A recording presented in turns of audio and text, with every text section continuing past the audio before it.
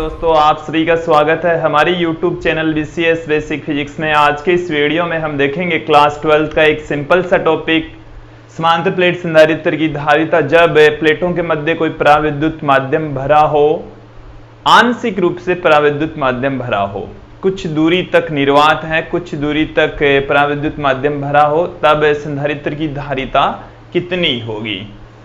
इससे ठीक पहले वाला जो वीडियो था उसमें हमने संधारित्र की धारिता देखी थी। जब निर्वात उपस्थित हो तब जो धारिता है वो C = ε0/d हमने फाइंड आउट की थी, और जब पूर्ण रूप से पराविद्युत माध्यम भरा हुआ है तब संधारित्र की धारिता C = A ε0εr/d हमने फाइंड आउट की थी। आज के इस वीडियो में हम देखेंगे कि जो दोनों प्लेटें हैं उनके बीच में कुछ हिस्से में पराविद्युत माध्यम भरा है, शेष जो भाग है वो निर्वातित भाग है या वहां पर वायु उपस्थित है, तब उस कंडीशन में संधारित्र की धारिता कितनी रह जाएगी, कितनी होगी, ये इस वीडियो में हम देखने वाले हैं। देखिए विद्यार्थियों, हमारे पास में जो समांतर प्लेट संधारित्र है उसमें प्रत्येक प्लेट का जो क्षेत्रफल है वो a के इक्वल है। दोनों प्लेटों के बीच की जो डिस्टेंस है वो d के इक्वल है। ये हमने दोनों प्लेटों के बीच की डिस्टेंस d आप लोगों को दिखाई है। ये हमारे पास में धनावेशित प्लेट है, ये हमारे पास में ऋणावेशित प्लेट है, और इन दोनों प्लेटों के मध्य हमने एक d मोटाई वाला कोई पराविद्युत माध्यम रख दिया है। इस पराविद्युत माध्यम की जो मोटाई है वो है d। ये हमने तिरछी लाइनों से पराविद्युत माध्यम को दिखाया है। विद्यार्थियों, आप लोगों को ये समझ में आ रहा होगा। देखिए, जो चीजें हम लेकर चल रहे हैं उसके बारे में मैं यहां पर पुट कर देता हूं। संधारित्र की प्रत्येक प्लेट का क्षेत्रफल, जो प्रत्येक प्लेट है उसका जो क्षेत्रफल है वो हम कंसीडर कर लें कि a के इक्वल है। फिर हम बात करें प्लेट पर आवेश, तो प्लेट पर जो आवेश है वो हम प्रत्येक प्लेट की बात करें, आवेश के परिमाण की हम बात कर रहे हैं जो कि q के इक्वल है। प्लेटों के मध्य की दूरी, प्लेटों के मध्य की दूरी हम कंसीडर करके चल रहे हैं d के इक्वल। देखिए विद्यार्थियों, ये सब कुछ हम लेकर चल रहे हैं। इसके साथ में हम प्लेटों का पृष्ठीय आवेश घनत्व, प्लेटों पर पृष्ठीय आवेश घनत्व, पृष्ठीय आवेश घनत्व जो कि हम सिग्मा लेकर चल रहे हैं, सिग्मा लेकर चल रहे हैं। हमने पराविद्युत पदार्थ भरा है तो पराविद्युत की मोटाई, पराविद्युत की मोटाई, ये सब कुछ हम लेकर चल रहे हैं। पराविद्युत की मोटाई हमने t कंसीडर कर ली है। देखिए विद्यार्थियों, हम क्या करेंगे, हमारे पास में धारिता का फॉर्मूला C = Q/V होता है। हमारे को V की वैल्यू फाइंड आउट करनी है। दोनों प्लेटों के मध्य विभवांतर कितना होगा। दोनों प्लेटों के मध्य का विभवांतर यदि आ गया तो हम C = Q/V वाले फॉर्मूले में पुट करके हम संधारित्र की धारिता फाइंड आउट कर लेंगे। अभी हम आपको विभवांतर बताएंगे दोनों प्लेटों के मध्य, और विद्यार्थी विभवांतर होता है वो विद्युत क्षेत्र इंटू d, मतलब दूरी के रूप में होता है। तो हम पहले विद्युत क्षेत्र फाइंड आउट करेंगे। तो देखिए विद्यार्थी, बोर्ड पर नजर रखेंगे कि समांतर प्लेट संधारित्र के इतने भाग में जो d मोटाई है उतने भाग में तो पराविद्युत माध्यम आ गया, और जो शेष भाग बच गया, देखिए टोटल जो यहां से यहां तक की डिस्टेंस है वो d है, इसकी मोटाई t है। तो ये जो शेष भाग बच गया है, पराविद्युत के अलावा जो भाग बचा है वो है d-t। तो d-t क्षेत्र में तो निर्वात है या वायु भरी हुई है, वहां पर हम विद्युत क्षेत्र देखेंगे, और फिर माध्यम में जो पराविद्युत माध्यम है उसमें विद्युत क्षेत्र कितना हो जाएगा। देखिए विद्यार्थी, जब हम विद्युत क्षेत्र में किसी पराविद्युत पदार्थ को रख देते हैं तो वो विद्युत क्षेत्र के मान को कम कर देता है, उसके अंदर भी एक विद्युत क्षेत्र उत्पन्न हो जाता है जो बाह्य विद्युत क्षेत्र के मान को कम कर देगा। और उस घटना को हम देखने के लिए आपको अगला वीडियो देखना पड़ेगा। उस अगले वीडियो में हम आपको समझाएंगे कि जो बाह्य विद्युत क्षेत्र है उसमें यदि हम किसी पराविद्युत माध्यम को रख दें तो विद्युत क्षेत्र की तीव्रता को किस प्रकार से प्रभावित करता है, वो विद्युत क्षेत्र की तीव्रता को कम कर देता है, कैसे कम करेगा। देखिए यहां पर हम बात करेंगे कि जो दोनों प्लेटों के मध्य निर्वातित भाग है उसमें विद्युत क्षेत्र कितना है। दोनों प्लेटों के मध्य के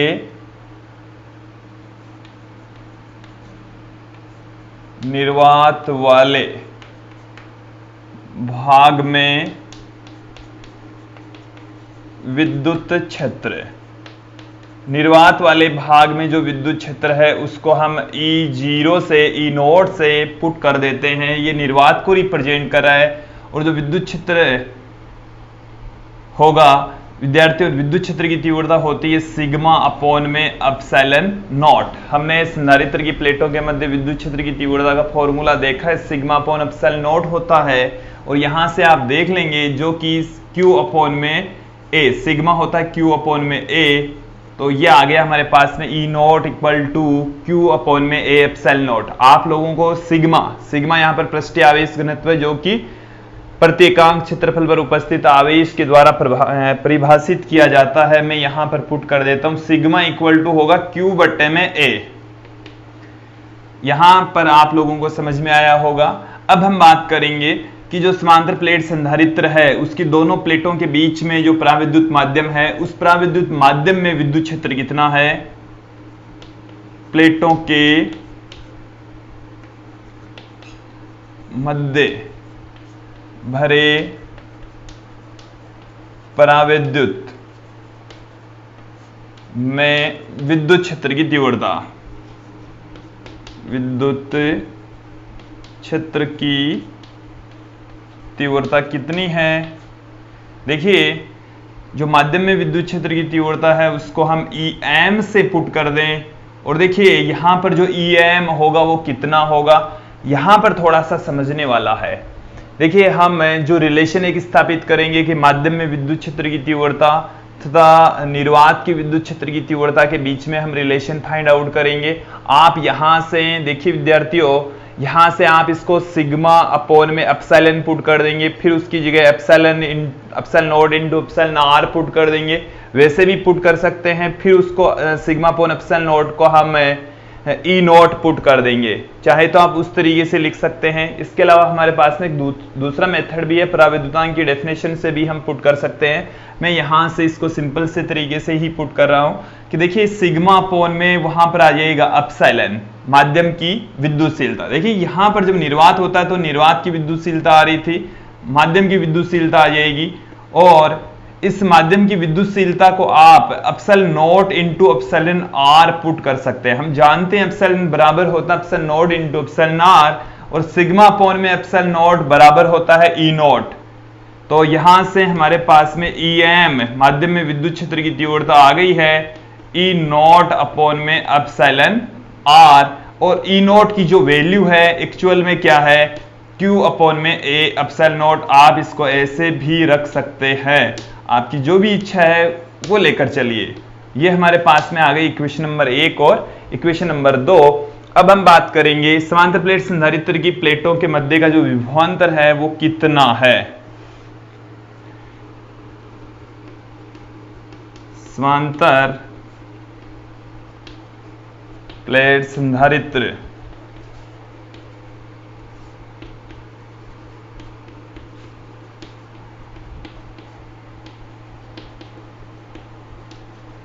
प्लेटों के मध्य जो विभवांतर है विद्यार्थियों कितना होगा। निर्वात में विभवांतर प्लस पराविद्युत में विभवांतर। जो विभवांतर होगा वो निर्वात में, एक निर्वात में होगा और प्लस माध्यम में विभवांतर। अलग अलग हम पुट करेंगे, निर्वात में विभवांतर प्लस माध्यम में विभवांतर। जो निर्वात दोनों प्लेटें हैं उनके मध्य का जो विभवांतर है वो हम V कंसीडर कर रहे हैं। और देखिए विद्यार्थियों, निर्वात में विभवांतर बराबर होता है V बराबर, हमने एक फॉर्मूला देखा था E इंटू डी, विद्युत क्षेत्र इंटू दूरी। तो निर्वात में जो विद्युत क्षेत्र है वो तो है E0, E0 कह सकते हैं। और निर्वात में जो विद्युत क्षेत्र है वो कितनी दूरी तक फैला हुआ है। देखिए ये वाला भाग निर्वात या वायु है, ये वाला भाग भी निर्वात या वायु है, सारी दूरी है d, ये इसमें से t दूरी घटा देंगे तो ये वाला हिस्सा आ जाएगा, ये वाला और ये वाला हिस्सा। तो यहां से जो निर्वात में विद्युत क्षेत्र की तीव्रता है वो d माइनस टी दूरी तक है। आप लोगों को ये बात समझ में आई होगी। फिर हम बात करें माध्यम में विभवांतर, तो माध्यम में विद्युत क्षेत्र की तीव्रता है em और वो t दूरी तक है। यहां पर माध्यम t दूरी तक है तो माध्यम में जो विद्युत क्षेत्र की तीव्रता em है वो t दूरी तक रहेगी। ये हमारे पास में फॉर्मूला आ गया। यहां से E0 और em दोनों की वैल्यू यहां पर हम पुट कर देंगे। तो देखिए समीकरण 1 और 2 को उपरोक्त समीकरण में हम पुट कर देंगे। समीकरण 1 व 2 को उपरोक्त समीकरण में रखने पर, उपरोक्त समीकरण के अंदर यदि हम इस समीकरण में पुट कर दें तो v इज इक्वल टू हमारे पास में क्या है, E0 की जो वैल्यू है वो है Q अपॉन में एप्सिलॉन नॉट, Q अपॉन में A epsilon not d minus T दूरी तक है। फिर प्लस में em की वैल्यू है Q अपॉन में A epsilon not epsilon r, ये स्मॉल t दूरी तक है। यहां से आपके पास में जो राशियां कॉमन आ रही है उसको हम कॉमन ले लेंगे। Q अपॉन में A एप्सिलॉन नॉट हमारे पास में कॉमन आ रहा है, यहां पर शेष रह गया d माइनस टी और यहां पर रह गया है विद्यार्थियों t अपॉन में एप्सिलॉन r, t अपॉन में एप्सिलॉन r रह गया है। देखिए अब हम अप्लाई करेंगे धारिता वाले फॉर्मूले में। इसको हम जानते हैं विद्युत धारिता C इक्वल टू विद्यार्थियों आप जानते हैं Q बाई V। समीकरण 3 को उपरोक्त समीकरण में पुट कर देंगे। यहां से V की वैल्यू उठाकर यहां पर पुट कर देंगे।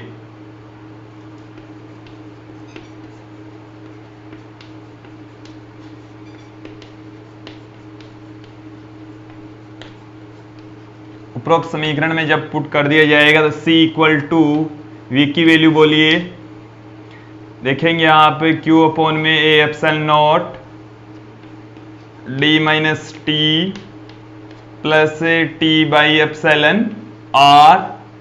देखिए विद्यार्थियों यहां से Q से Q कैंसिल हो जाएगा, A एप्सिलॉन नॉट ऊपर चला जाएगा तो C इज इक्वल टू हमारे पास में फॉर्मूला निकल कर आ रहा है A epsilon not upon d minus T plus में t by small t by epsilon r।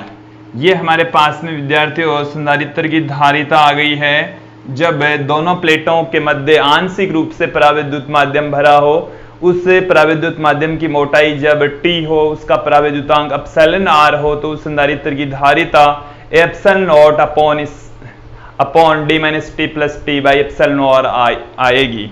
आप लोगों को ये वीडियो समझ में आया होगा। अगले वीडियो में हम देखेंगे विद्यार्थियों जब संधारित्र की प्लेटों के मध्य भिन्न भिन्न मोटाई वाले, भिन्न भिन्न पराविद्युतांक वाले कोई पराविद्युत माध्यम भर दिया जाए तब संधारित्र की धारिता क्या हो जाएगी।